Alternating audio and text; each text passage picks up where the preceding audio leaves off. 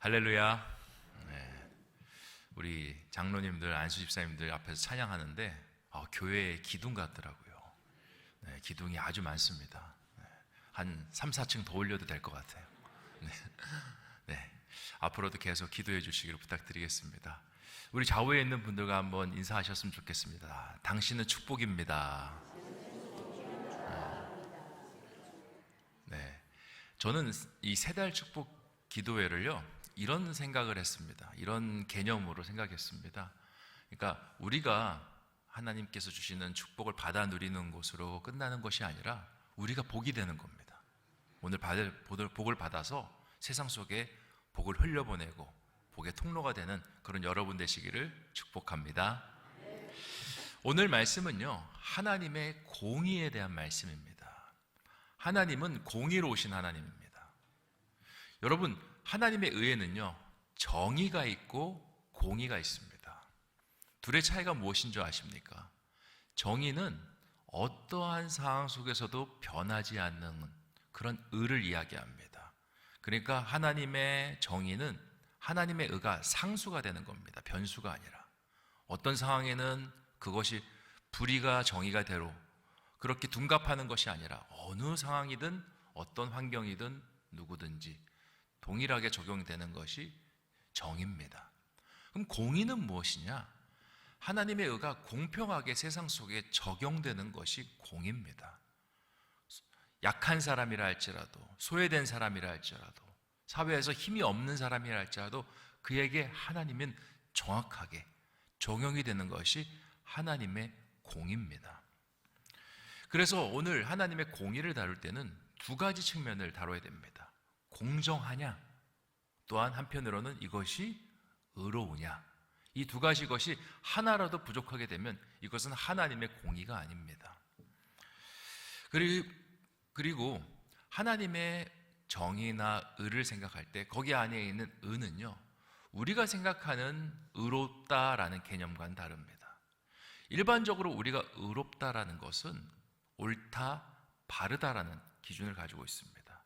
그리고 그 기준을 만들어내는 것은 대부분 내 자신입니다. 사람입니다. 그런데 하나님의 의는요 그렇지 않습니다. 하나님으로부터 출발하고 하나님과 관계가 잘 맺어지면 그것을 의라고 보는 겁니다. 성경을 보면 하나님께서 이렇게 말씀하십니다. 믿음으로 말미암아 의에 이르고 구원에 이른다라고 말씀합니다. 그러니까 하나님께서는 옳고 그름이 본인과의 믿음의 언약이 체결되는 것으로 하나님께서는 이해하셨습니다. 그리고 자신을 따라오는 것을 하나님께서는 의롭다 그리고 의를 향한다라고 이야기하고 있는 겁니다. 이렇게 생각하시면 좋을 것 같습니다. 우리 아이들 중에 이런 질문을 합니다. 목사님, 예수님 믿으면 천국 갑니까? 천국 가지. 그러면요 예수님은 안 믿는데 세상에서 아주 착하게 사는 사람은 천국 갑니까? 지옥 갑니까? 여러분도 많이 질문했을 거라고 생각합니다. 그래서 예수님이 없으면 천국에 갈 수 없지 않을까? 근데 너무 속상하잖아요. 예수님 안 믿었는데 착하게 살았는데 왜 그 사람에게 천국을 갈 수 없는 그런 일이 있을까요? 제가 그 아이들한테 이렇게 항상 질문합니다. 네가 생각하는 착하다라는 개념이 뭘까? 예를 들어 여기서 지금 제가 설교하는데 이제 도입부인데 졸고 계신 분이 계십니다. 이렇게 막 꾸벅꾸벅. 근데 옆에서 보니까 지금 오늘 말씀이 너무 귀하고 그 사람이 들어야 될 말씀이에요. 그래서 나도 모르게 그 사람을 사랑하는 마음으로 뒤통수를 한 대 후락 갈겼습니다. 딱 맞고 나니까 분노도 나고 정신도 확 들고, 그런데 그 이후부터 설교가 끝날 때까지 말씀을 너무 잘 듣고 기도도 너무 잘하는 겁니다. 자, 이 일에 대해서 이 일은 선한 일입니까? 악한 일입니까? 대답하기가 어려워요. 왜냐하면 폭력이라는 관점으로 보면요 악한 일인데 그 사람이 하나님을 바라봤다라는 그 관점을 보면 또 선한 일이 되는 겁니다. 제가 무슨 말씀을 드리려고 하냐면 세상에는 어떤 일을 두고요 선하다, 악하다라고 이야기할 수 있는 그런 관점의 차이가 무수하게 존재한다는 겁니다. 특히 정치적으로 굉장히 강하지 않습니까? 빨간 당이 있고 파란 당이 있습니다. 빨간 당을 지지하는 사람들 입장에서는 빨간 당이 정의입니다. 이 파란 당은 불이죠. 근데 파란 당을 지지하는 사람들 입장에서 어떻습니까? 이 빨간 당이 불입니다. 근데 둘 다 그렇지 않습니다. 둘 다 관점의 차이지 어떤 것이 정의냐 불이냐 할 수 없다라는 겁니다. 근데 세상 사람들을 한 줄로 쭉 세운 다음에 세상 사람들이 좋은 일이 하는 것도 비슷하고 악한 일을 하는 것도 비슷합니다. 점수를 매기면 한 51점, 49점 차이예요. 근데 너는 51점이니까 천국에 가야 되고 너는 49점, 1점이 모자르네? 지옥으로 보낸다라면 세상에 억울한 사람이 얼마나 많겠습니까? 그래서 기독교는 그 모든 것을 다 지어냅니다. 거기서 출발하지 말자. 기독교는 먼저 이 고백으로부터 출발하자. 하나님은 선하신 분이다. 아멘이십니까? 그러면 그 하나님을 쫓아서 하나님의 방향으로 걸어가는 사람은 선한 사람입니까? 악한 사람입니까? 선한 사람입니다. 그래서 하나님 안에서 이야기하는 선은요, 우리가 하나님의 방향, 선하신 하나님의 방향을 쫓아가기 때문에 하나님께서 우리를 선하다, 의롭다라고 말씀해 주시는 거예요. 그리고 그 선함과 의로움을 통해서 우리가 뭐 어떻게 되냐? 구원받은 사람, 그리고 착한 사람이 될 수 있는 겁니다. 세상의 기준이 아니라 하나님의 기준으로 예수 그리스도를 믿고 그렇게 걸어가는 것을 착하다, 선하다 하셔서 하나님께서 종착역으로 구원을 허락하여 주시는 거예요. 누가 이제 자녀들이 그렇게 물어보면 그렇게 대답해 주시면 좋을 것 같습니다. 그렇게 하나님께서 선함으로, 그러니까 의로움으로 우리를 관계를 맺으시는데 하나님은 그 의로움이요, 우리에게 그냥 삶의 방향만 결정하도록 거기에 멈춰있는 의로움을 원하지 않으십니다. 하나님은 한 단계 더 나아가는 의로움을 원하십니다. 그것이 무엇이냐? 삶 속에서 하나님의 닮은 그런 의로움을 주변 가운데 나누는 사람이 되라 말씀하십니다. 오늘 말씀에서 그 이야기를 하는 겁니다.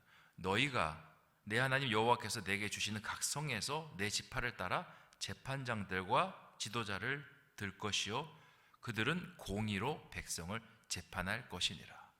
하나님의 나라에 하나님께서 먼저 세우신 재판장들과 지도자들이 있습니다.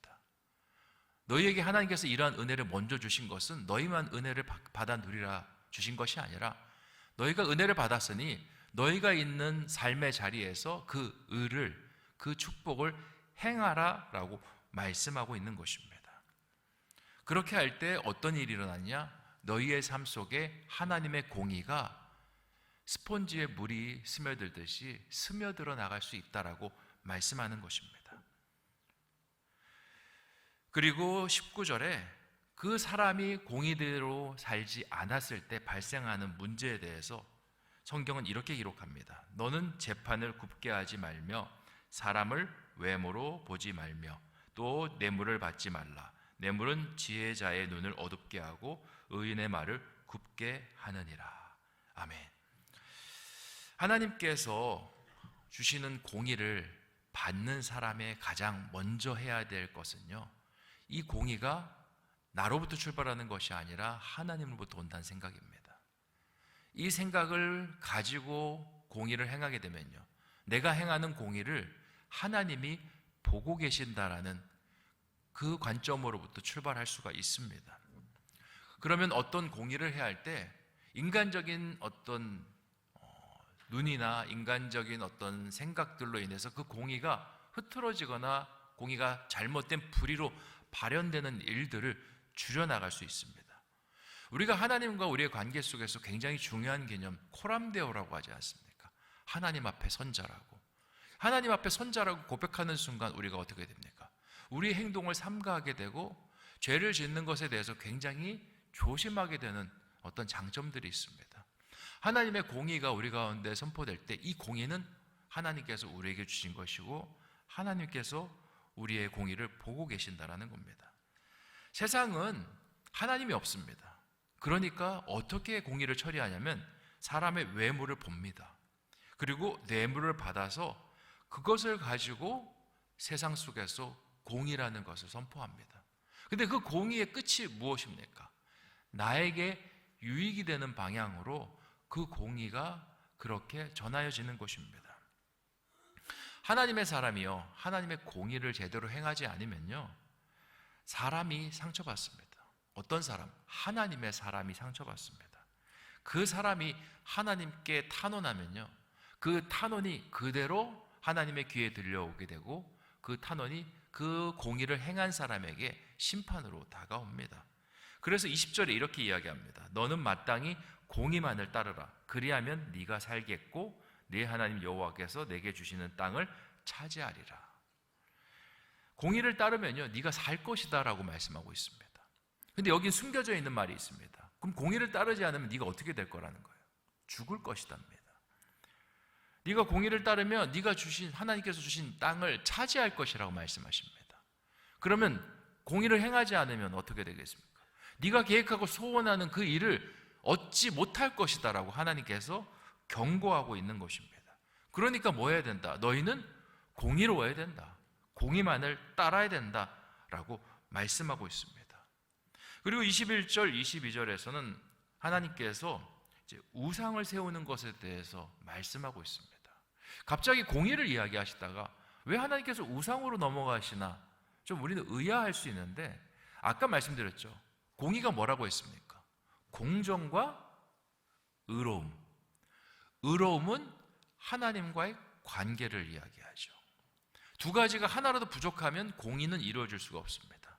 앞에 사람의 외모를 보지 않고 뇌물을 받지 않고 그 공의가 굽어지는 것에 대해서 하나님께서 당부의 말씀을 주시는 것은 공정이 깨트려지면 안 된다는 것을 말씀하고 있는 겁니다. 그런데 공정만 깨트려지지 않는다고 해서 공의가 이루어지냐? 아닙니다. 하나님의 관계도 철저하게 잘 연결이 돼 있어야 공의가 이루어질 수 있는 겁니다. 그래서 오늘 말씀에서 우상 이야기를 하는 겁니다. 하나님과 우리의 관계를 흐트러뜨리는 게 무엇입니까? 하나님의 방향으로 나아가야 되는데 나가지 못하게 하는 게 무엇입니까? 우상입니다. 세상 것입니다. 하나님 외에 다른 것들이 신인 것처럼 만들면서 우리의 눈을 뺏어가는 것들이 바로 이러한 것들입니다. 그래서 하나님께서 우상을 이야기하는 겁니다. 어떤 우상이든지 세우지 말고 이것은 여호와께서 미워하는 것이다 라고 말씀하고 있는 것입니다. 하나님께서 공의를 말씀하시는 것은 하나님의 사람들이 있는 공동체가 공의로운 공동체가 되기를 원하시는 것입니다. 세상을 살아가다 보면요, 참 공의롭지 못하다라는 생각이 많이 듭니다. 세상은 이야기합니다. 억울하냐? 그런 힘 있는 자가 돼. 억울하냐? 그러면 힘 있는 자랑 친하게 지내. 그렇게 이야기합니다.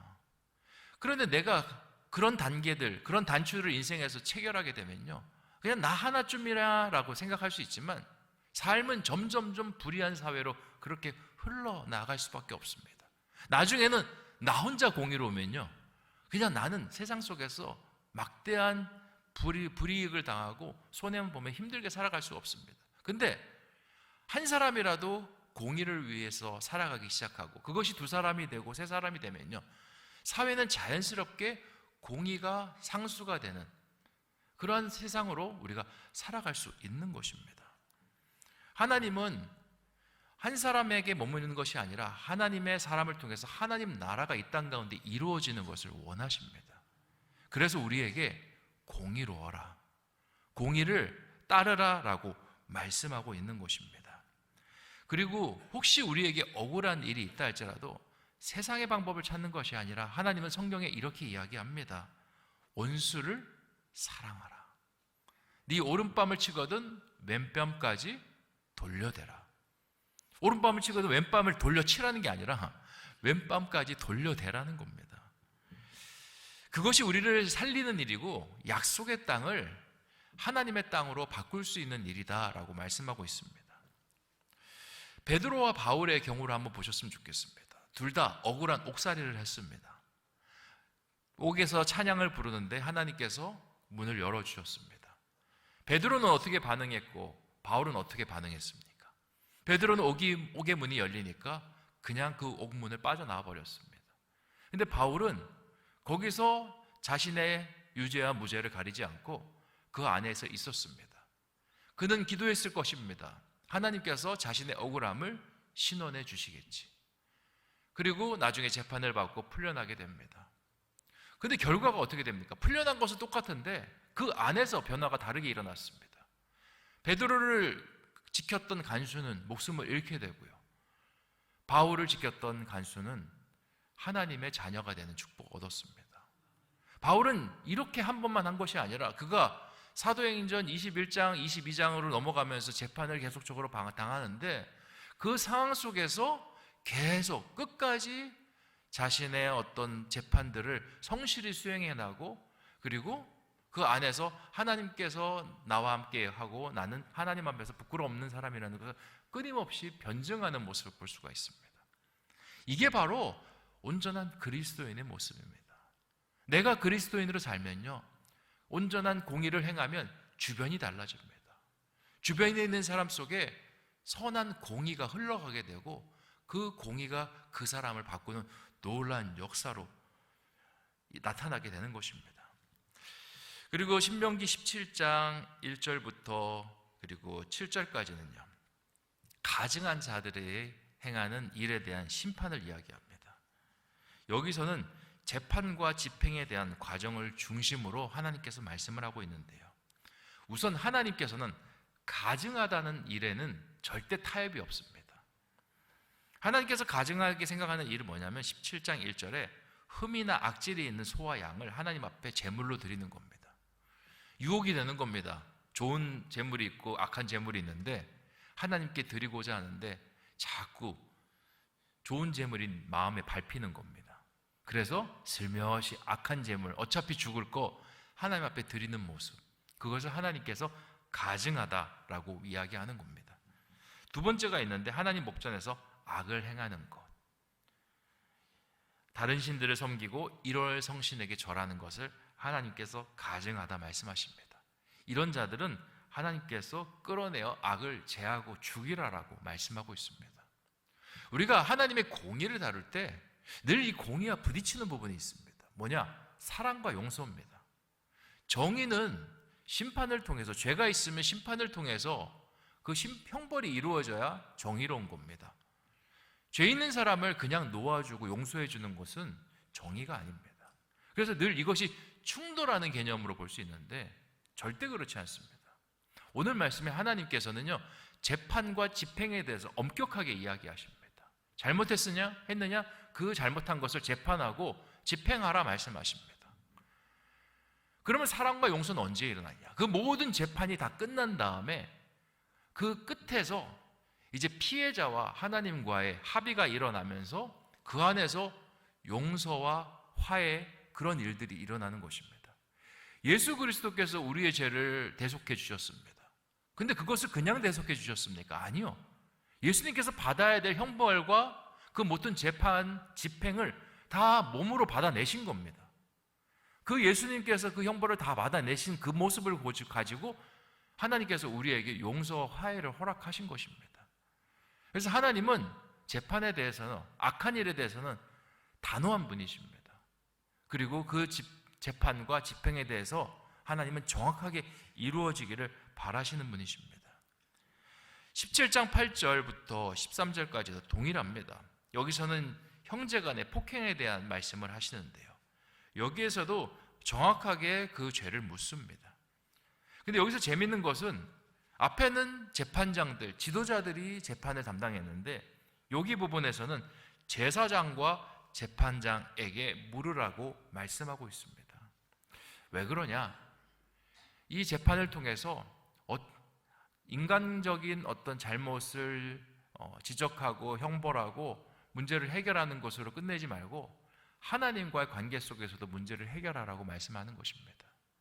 우리에게 죄가 찾아왔을 때 그 죄를 지은 사람에게 잘못을 이야기하고 그 죄의 문제를 제대로 하나님 방향으로 돌리는 것도 필요하지만 하나님과의 관계 속에서도 그 죄를 풀어나가는 것이 중요하다라고 말씀하고 있는 겁니다.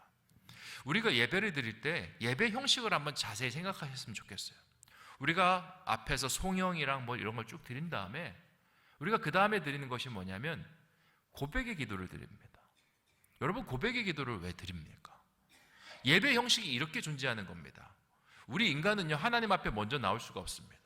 하나님이 우리를 불러주셔야 나옵니다. 그래서 예배 부름이라고 합니다. 하나님께서 우리를 불러주시는 겁니다. 근데 나왔는데 우리의 모습이 어떤 모습입니까? 죄로 가득 채워져 있는 모습이에요. 하나님 앞에 나올 수 없습니다. 그러니까 참회의 기도를 드리고 고백의 기도를 드린 다음에 하나님의 죄 선포를 말씀하시는 거죠. 그 다음에 성가대와 대표 기도자가 하나님을 화답하며 주님 앞에 예배로 나아가는 겁니다.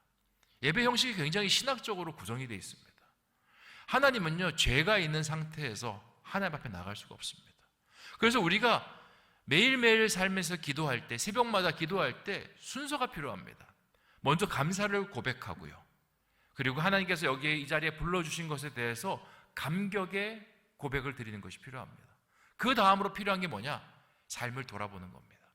혹시 내가 하나님 앞에 서기에 부족한 모습이 없었는지, 가증한 모습은 없었는지, 죄악된 모습은 없었는지, 그것을 하나님 앞에 다 토설해 놓고, 그리고 내가 원하는 기도로 들어갈 때 하나님께서 그 공의로운 모습 속에 함께 하시고, 그 공의로운 모습의 기도 속에 하나님께서 응답으로 함께 하시는 것입니다. 왜냐? 오늘 말씀에서 하나님은 어떤 하나님? 공의로운 하나님이기 때문에 그러합니다. 말씀을 정리하겠습니다. 오늘 말씀은요, 공의로운 하나님에 대해서 우리에게 가르쳐주는 말씀입니다. 공의는 하나님의 속성일 뿐만 아니라 하나님의 사람들이 소유해야 될 속성입니다. 삶 속에서 공의롭게 살기 시작하면 여러분의 삶은 변화될 것입니다. 하지만 여러분이 공의를 포기하고 불의를 선택하게 되면 여러분의 삶이 불의로 채워지게 되고 여러분의 가족이 불의로 채워지게 될 것입니다. 힘들지만 우리 신성의 교우들이 하나님의 공의를 실천하는 저와 여러분 되시기를 주님의 이름으로 축원드립니다. 함께 주신 말씀을 생각하며 함께 기도하기를 원합니다. 주님은 공의의 하나님이라고 말씀하셨습니다. 주님, 제가 삶 속에서 그 공의를 실천하는 사람이 될 수 있도록 인도하여 주시옵소서. 세상은 자꾸 불의하라고 말합니다. 자꾸 불의한 자들의 힘에 기대라고 말합니다. 그 말을 끊어버리게 해주시고 하나님 바라보며 뚜벅뚜벅 하나님을 향해 나아가는 우리 신성의 교우들 되게 하여 주시옵소서. 기도해 주시고, 또 오늘 교회를 위해서 우리 신성교회가 정말 복음으로 충만한 교회, 성령으로 충만한 교회가 되게 해 주시고, 또 우리 목장들이 있습니다. 하나님 목장에서 정말 치유받고 회복되며 마음을 만짐받고, 또 교회가 더 내 교회로 되는 하나님의 은혜가 있게 하여 주시고, 또 교회를 위해 세워주신 목자들이 있습니다. 주님께서 기름 부어주시고 그들을 통해서 많은 성도님들을 주께 돌아오게 하는 그 일들이 있을 수 있도록, 특별히 또 오늘 특순으로 함께한 우리 장로님들, 안수집사님들, 교회의 기둥 같은 분들입니다. 주님께서 함께 해주셔서 기름 부어 세워주신 분들이 또 교회 일들을 잘 감당할 수 있도록 주신 말씀과 교회, 목장과 목자, 또 우리 중직자들을 위해서 같이 합심하여 기도하도록 하겠습니다. 좋으신 아버지 하나님 감사합니다. 주님의 은혜 속에 아버지 하나님, 오늘 우리가 섰습니다.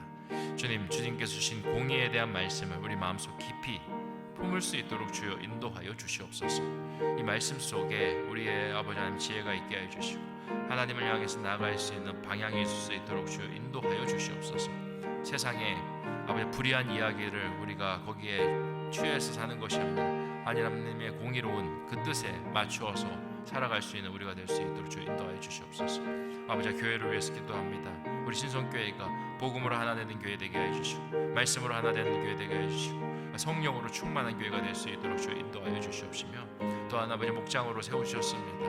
목장이 아버지 하나님 정말 교회에 나오는 우리 성도님들의 삶 속에 희망이 되게 해주시고 은혜가 되게 해주시고 나눔이 되게 해주시고 충만한 아버지 기름 부음이 될 수 있도록 주여 인도하여 주시옵소서. 또한 아버지 하나님 목자들 세우셨습니다. 하나님 그 목자들이 사역할 때 힘들고 어려운 여러 가지 상황들이 있지만 하나님 기름 부어주셔서 하나님 은혜 속에서 그 모든 일들을 해나가며 부족함이 없도록 도와주시옵소서. 우리 장로님들, 안수집사님들, 아버지 귀한 부부들 오늘 특순하게 하시심으로 감사합니다. 하나님께서 붙들어 주셔서 주님의 은혜 속에 아버지 하나님 정말 교회 기둥과 같은 사람 되게 해주시고 서로 섬기며 이끌면서 우리 신성교회를 하나님의 나라, 공의로운 나라로 함께 만들어갈 수 있도록 주여 인도하여 주시옵소서. 간절히 원하오며 말씀하십니다.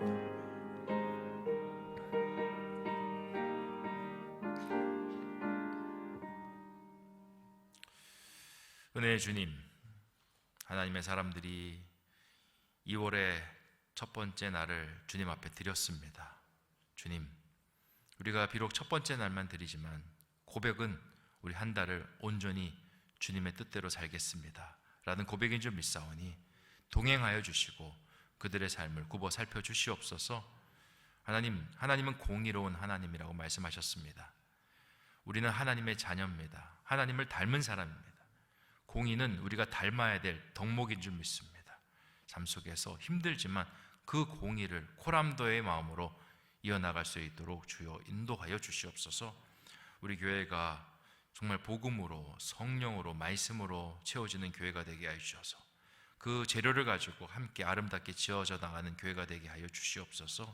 또한 귀한 목장들, 정말 우리 성도님들의 삶을 만지고 또 함께 마음을 나누는 귀한 공동체가 되게 하여 주셔서 거기를 섬기는 목자들 가운데 은혜를 베풀어 주시고 우리 목장의 그 사역들이 활발하게 일어날 수 있도록 도와주시옵소서.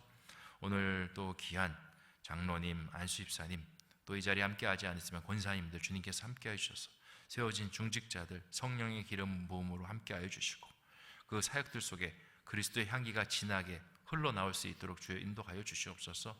그리하여서 그 기름 부음이 우리 서리 집사님들과 성도님들과 또 어린아이에 이르기까지 또 모든 은퇴한 분들까지 주님 가득 채울 수 있도록 주여 축복하여 주시옵소서. 그래서 정말 미아동을 지나고 강북구를 지나는 것만으로도 우리 신성교회의 그리스도 향기를 충만히 맡을 수 있도록 주여 은혜 베풀어 주시옵소서. 지금은 우리 구주 예수 그리스도의 은혜와 하나님 아버지의 극진하신 사랑하심과 성령님의 감동감화 내주 교통하심이 주 안에서 공의로운 하나님을 닮아 공의롭게 살아가기를 소원하는 우리 신성의 교우들 머리 위에, 그들의 가정 위에, 생업 위에, 이번 한 달 위에, 기도 제목 위에 이제부터 영원토록 함께하여 주시기를 간절히 축원하옵나이다. 아멘.